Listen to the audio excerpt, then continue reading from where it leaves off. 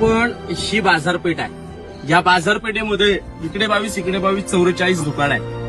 44 दुकानामध्ये कुठल्याही दुकानावरती आपल्याला कोरीव बांधकाम पाहायला मिळत नाही. या दुकानावरती कोरीव बांधकाम पाहायला मिळतं. हे नागापा सिटी कर्नाटकचे व्यापारी होते. बाजारपेठेला काही कमी जास्त लागलं तरी आणून द्यायची. एक दिवशी असं झाला की नागापा सिटी या बाजारात आले.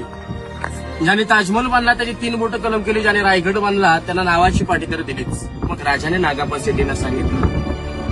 नागापा सिटी राजांना म्हणतात की राजा, मी अनेक वर्ष झाली या बाजारपेठीला बाजार पुरवठा करतो, तर माझ्या दुकानावर मी माझ्या नावाची पाटी लावून घेऊ का? नावाची व्यापाऱ्याची नावाची पाटी देणं शक्य आहे का? पॉसिबल आहे? नाही ना. कारण व्यापारी आहेत, ज्याने स्वराज्यासाठी रक्ताचे पाडे घालून त्यांच्या नावाची पाटी नाहीये. नाहीतर आपल्या राजांच्या कुठल्या गडावरती नावाची पाटी नाहीये. व्यापाऱ्यांची नावाची पाटी देणं कसं शक्य आहे? नावाची पाटी तर देऊ शकत नव्हते, पण राजे त्यांना नाराज सुद्धा करू शकत नव्हते ना, कारण व्यापारी आहेत. सगळा डेटा त्यांच्याकडे आहे बाजाराचा. करणार काय? पण राजे ग्रेट